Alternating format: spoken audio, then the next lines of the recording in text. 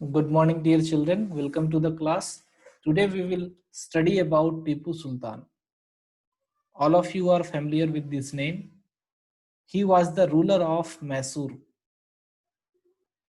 With the help of this story of Mysore, we will understand that how British sometimes attacked on Indian ruler to gain the control of territory.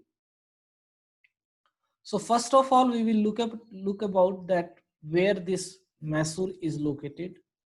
So look at here, this is Mysore, present day Karnataka state, and इसका जो area है, you can look at here, it is a very big in size, and it is also near to the coast, है ना? Mangalore, यहाँ पर देखो, Mahe, these are the coast area which belongs to Mysore. Now we will look at about the rulers of Mysore. There we will talk about the two rulers of Mysore. The first one was Hyder Ali.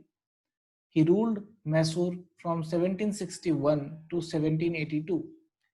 He was the founder of the kingdom of Mysore. Second one was Tipu Sultan, ruled from 1782 to 1799. So the first thing we will understand that why British people attacked on the Mysore. Mysore के ऊपर उन्होंने attack क्यों किया? सबसे पहला reason that Mysore was located near the Malabar coast, and all of you know that water transportation is necessary at that time for movement of goods. And in this Mysore, the people of Mysore, they were growing pepper and cardamom, right? That is very much high demand in Europe, right? तो अंग्रेज चाहते थे कि ये pepper and cardamom उनको मिले, but जो वहां का रूलर था Tipu Sultan and Hyder Ali, they were very strong ruler, right? And they were not allowing this British people to trade with the Mysore. Not only this, Mysore also refused to accept the subsidiary alliance. We already talked about it. Subsidiary alliance क्या होता है? Then, in 1785, Tipu Sultan stopped the export of sandalwood, pepper, cardamom through the port of his kingdom. And not only this, he also disallowed the local merchant to trade with east India company. ठीक है, उन्होंने क्या क्या किया? सबसे पहला तो export रोक दिया, एक्सपोर्ट रोक दिया, किसी भी चीज सामान को नहीं भेजते थे ब्रिटेन में. दूसरा, उन्होंने लोकल मर्चेंट को बोल दिया कि आप ईस्ट इंडिया कंपनी के साथ कोई ट्रेड मत करना. ठीक है. Then not only this, the Tipu Sultan had also a relationship, that means they have a friend relation with the French. So France आपको पता है कहां पर है? यूरोप में है. एंड वहां पर एक रूलर था नेपोलियन नाम का, उनके साथ इनकी बहुत ज्यादा दोस्ती थी, जो कि ब्रिटिश को पसंद नहीं था. क्यों? क्योंकि ब्रिटिश का उस समय दुश्मन था Napoleon, right? So with the help of this France, Tipu Sultan were modernising the army. अपने आर्मी को मॉडर्नाइज कर रहे थे, नए नए वेपन्स दे रहे थे, नए नए ट्रेनिंग दे रहे थे, जो कि अंग्रेजों को पसंद नहीं था. So because of that, they were very much furious against the Haider Ali and Tipu Sultan. उनको लगता था कि ये काफी ज्यादा एम्बिशियस हैं, एरोगेंट हैं, डेंजरस हैं. सो वो चाहते थे कि हम हैदर अली एंड टीपू सुल्तान को हरा दें वॉर में, right? And they wanted to control the territory of Mysore. So ऐसा ही हुआ. There were 4 wars fought between the British and Mysore kingdom. So 4 war हुए 1767 से 1769, 80 to 84, 90 to 92 and 1799, राइट? तो ये 4 बैटल हुए. 4 बैटल में धीरे धीरे क्या हुआ, कई बार कई सारे ऐसे, पहला और दूसरा बैटल ऐसा था जहां पर कि मैसूर ने ब्रिटिश के यू कैन से कि ब्रिटिश को काफी ज्यादा परेशान किया। पहला वाला वार में तो मैसूर जीत ही गया था, सेकेंड वाला वार में कोई डिसीजन नहीं आया, राइट। तो इस तरह से धीरे धीरे लास्टली इन 1799 ब्रिटिश ने क्या किया, मैसूर किंगडम को हरा दिया and ultimately the Mysore kingdom went in the hand of British East India company. In 1799, the Tipu Sultan was killed by British army when he was defending his capital Srirangpatnam. So Mysore का जो capital city था वो श्रीरंगपट्टनम था, right. जैसे ही वो हार गए, अंग्रेजों ने क्या किया, वोडियार डायनेस्टी से रूलर को वहां पर स्टैब्लिश किया, एक नया ruler from Wodeyar dynasty, and finally the British imposed subsidiary alliance on Mysore kingdom. So we talked about the Tipu Sultan. Why? Because the personality of Tipu Sultan was very, you can say, you should look at about his personality. So find about his personality कि किस तरह के वो इंसान थे, कितना brave थे. Let me give you some glimpse of the personality of Tipu Sultan. He was a very brave person, right?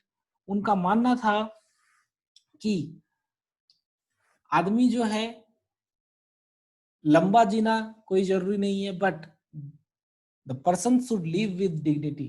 ठीक है, तो लुक एट हियर, यहां पर देखो उन्होंने कुछ उनके बारे में लिखा हुआ है।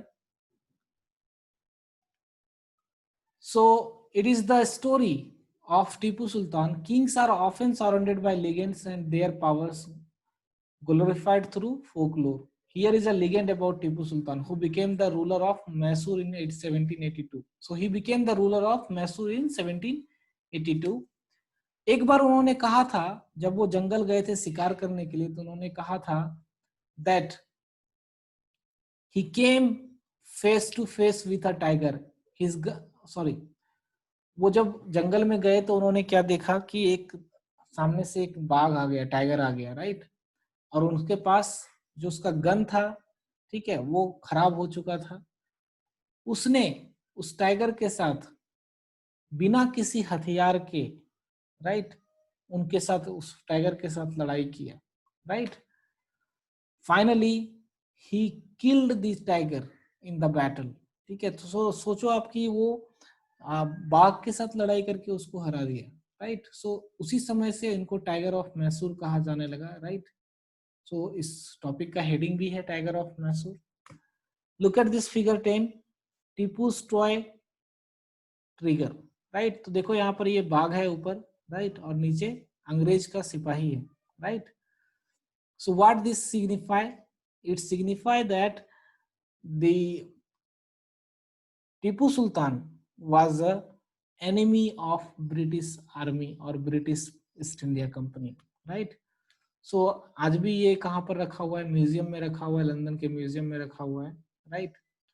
जब भी इसमें क्या होता है, when it handle was turned the toy trigger rolled, ठीक है, जैसे इसमें कुछ एक हैंडल है, उसको घुमाने पे क्या होता है कि शेर जो है वो आवाज करता है और जो सोल्जर है वो श्रिंक करता है, छोटा होता है, right.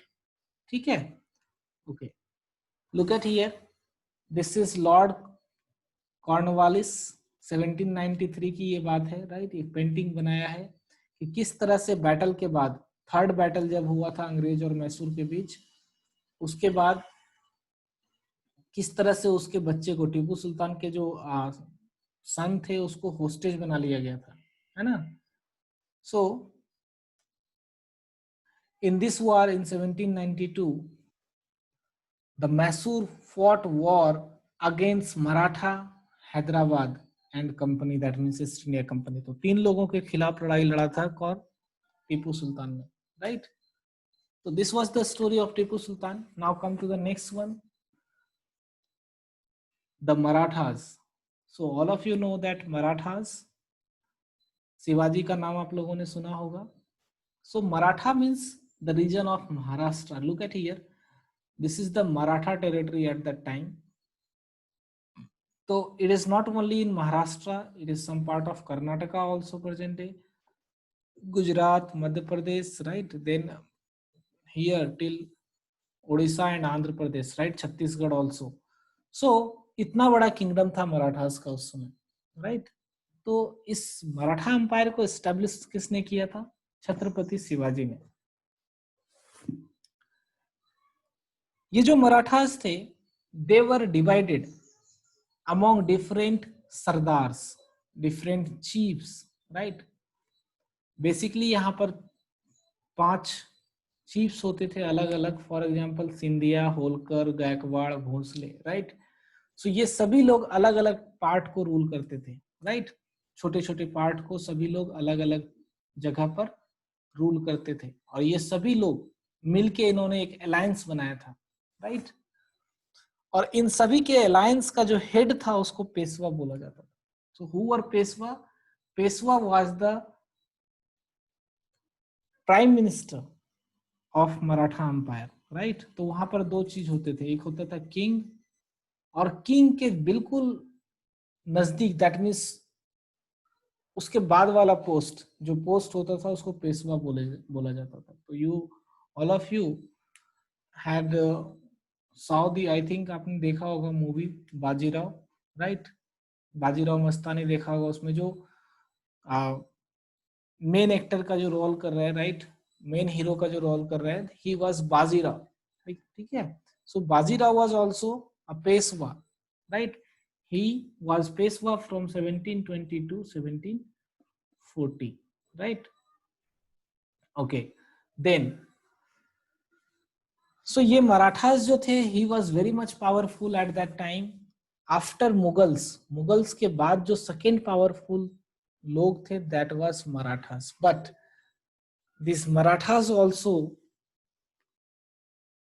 Defeated in the war with British, ठीक है? इन्होंने कई सारी लड़ाइयां लड़ी। देखो, basically this Marathas were weakened by the war of 1761। 1761 में मराठास ने एक लड़ाई लड़ी थी, बैटल ऑफ पानीपत, राइट? इस लड़ाई में ये मराठा किंगडम बहुत ज्यादा कमजोर हो गया, राइट? उसके बाद यहाँ पर 3 लड़ाइयां लड़ी गई, राइट? अंग्रेजों ने मराठा के साथ 3 लड़ाई लड़ी। पहला first Anglo Maratha war, second Anglo Maratha war and the third Anglo Maratha war. तो पहला जो वॉर था, इसमें किसी तरह का कोई क्लियर विक्ट्री नहीं हुआ, कोई नहीं जीता, राइट? ना तो मराठा जीता, ना ही अंग्रेज जीते, ठीक है? जैसे ये वॉर खत्म हुआ, एक ट्रीटी साइन हुआ जिसको हम बोलते हैं treaty of Salbai. Second Anglo Maratha war जैसे ही हुआ, उसमें ब्रिटिश ने कुछ एरिया मराठा से छीन लिए, जैसे उड़ीसा, आगरा, दिल्ली, राइट? तो यमुना रिवर के राइट बैंक में जो भी टेरिटरी है उसको अंग्रेजों ने ले लिया from Maratha. Then third Anglo Maratha war हुआ, जिसमें कि आखिरकार कई सारे ट्रीटी साइन हुई। You no need to remember this name of the treaty. और अंग्रेजों ने मराठा के ऊपर कंप्लीट कंट्रोल कर लिया, राइट? सो ये जो तीनों वॉर थे काफी लंबे समय तक चले, एक एक वॉर 1-2 साल तक चलता था। जो फाइनल मराठा वॉर था, थर्ड वाला, ये 1817 से 19 के बीच लड़ा गया था। And in this war the British East India Company crushed the Maratha powers and they sent the Peshwa to Bithoor near Kanpur, right? उन्होंने पेशवा को कहाँ भेज दिया? उत्तर प्रदेश, कानपुर भेज दिया। और वहां पर भेज के उन्होंने क्या बोला कि आप यहीं पर बैठ के रहो, I will give you the pension. So East India Company started giving pension to the Peshwa of Maratha, right? So now this East India Company had the control on Maratha territory also, right? Now next है हमारा topic the claim of paramountcy. What is the claim of paramountcy? So Lord Hastings, a Governor General of East India Company from 1813 to 1823, 10 साल ये governor general रहे, right? इन्होंने एक नया policy लेके आया, दैट इज कॉल्ड paramountcy. पारामाउंसी का मतलब होता है कि हेड, सबसे ऊपर, राइट? तो उन्होंने कंपनी को यह मानना था कि दैट जो उसकी अथॉरिटी है, कंपनी की जो अथॉरिटी है, उनका जो पावर है वो सुप्रीम है, सबसे अच्छा है, सबसे ज्यादा है, राइट। किसी भी इंडियन स्टेट्स से सबसे ज्यादा पावर किसके पास है? ईस्ट इंडिया कंपनी के पास है। तो उनका मानना था कि now it is the responsibility of East India company, right, as well, sorry, it is the responsibility of Indian states to follow the order of East India Company. उनका मानना था कि इंडियन स्टेट्स को, जो भी बचे हुए इंडियन स्टेट्स हैं, उनको ईस्ट इंडिया कंपनी का ऑर्डर फॉलो करना पड़ेगा, otherwise they were threatening the Indian states, धमकी देते थे, उनके साथ लड़ाई करते थे, राइट, अगर कोई उनकी बात नहीं मानता था तो, राइट। सो ऐसा नहीं है कि उनका किसी ने विरोध नहीं किया। There are many people in India who oppose this policy of paramountcy, right. Indian states का भी कहना था कि no, it is not right, you are not the most powerful in the whole Indian territory, right. तो यहाँ पर देखो, एक कित्तूर से रानी चेन्नम्मा, आपने नाम भी सुना होगा, राइट। स्टेट ऑफ कित्तूर आज के कर्नाटक में ही है, रानी चेन्नम्मा, राइट। जब अंग्रेजों ने इस कित्तूर को कंट्रोल करने की कोशिश की थी तो रानी चेन्नम्मा, राइट, इन्होंने आर्म के साथ ब्रिटिश के खिलाफ काफी ज्यादा लड़ाई लड़ी, right. Finally she was arrested in 1824। अंग्रेजों ने इन्हें अरेस्ट कर लिया और इनको जेल भेज दिया। 1829 में ये जेल में ही मर गई। लेकिन ये प्रोटेस्ट कित्तूर में कंटिन्यू रहा। उसका एक चौकीदार था, ठीक है, संगोली, संगोली का एक चौकीदार था, उन्होंने इसको कंटिन्यू किया, रेसिस्टेंट को कंटिन्यू किया, और कई सारे ब्रिटिश कैंप्स को, कई सारे ब्रिटिश आर्मी को उन्होंने काफी ज्यादा नुकसान भी पहुंचाया, right. So finally he was also caught by the British and he was also hanged, right, in 1830. But still it shows that how much strength the Indian states have at that time, right. They have so much bravery कि इतनी बड़ी east India company के साथ भी वो अकेले resistant करते थे, राइट। So आप देखो, ये रानी चेन्नम्मा है, राइट। आप कर्नाटक में भी कहीं जाते हो तो आप जरूर देखा होगा इस तरह के स्टेच्यू आपने। नेक्स्ट आते हैं हम, अभी तक हमने जो बात किया इंडिया में, देखो, we talked about Marathas, right, we talked about Mysore, okay. Now we will look at about this north western part of India, ठीक है। इस साइड में देखेंगे क्या हो रहा था। So basically in the initial days, that means during the initial 19th century, The British was fear of expansion of Russia। ऊपर में एक कंट्री है रसिया, आप लोगों को पता है। तो अंग्रेजों को ये डर लग रहा था कि रसिया, जो रसियन आर्मी, वो इस तरफ से इंडिया एंटर करेगी और हमारी सारी टेरिटरी छीन लेगी, राइट। तो because in this fear the British started gaining the control of this north western part of India. That means वो चाहते थी, ब्रिटिश चाहते थे कि अफगानिस्तान वाला रीजन उसके कंट्रोल में आ जाए, ताकि वो रसिया को यहां पर ही रोक सके, ठीक है, कि रशियन आर्मी को यहां पर ही रोक सके। They should not inter into the territory of India. So British fought war against Afghanistan between 1838 to 1842, right, and the British were successful in annexing the Afghanistan as well as the area of Sindh in 1843। तो ये देख लो, ये अफगानिस्तान वाला reason है, यहाँ पर थोड़ा सा पार्ट जो है वो सिंध का एरिया है, right. So in 1838 to 1843 the British was successful in annexing the Afghanistan as well as the Sindh region, right। Then here this is the Punjab region। ये व्हाइट वाला रीजन देखो, ये थोड़ा सा, ये वाला रीजन पंजाब रीजन है। Now this British moved towards the Punjab region, but initially they were not successful in annexing the Punjab because at that time in Punjab there was a powerful ruler named as Ranjit Singh। So look at here, he was Ranjit Singh, but when in 1839 when the Ranjit Singh died, the British fought war with the Sikh kingdom, Sikh people, Punjab में Sikh people रहते, right or not? So ultimately in 1849 Punjab was also annexed by the British. आखिर में उन्होंने पंजाब को भी जीत लिया. I think आज के लिए इतना रहने देते हैं. We will talk the next topic in the next lecture. Thank you. Have a nice day.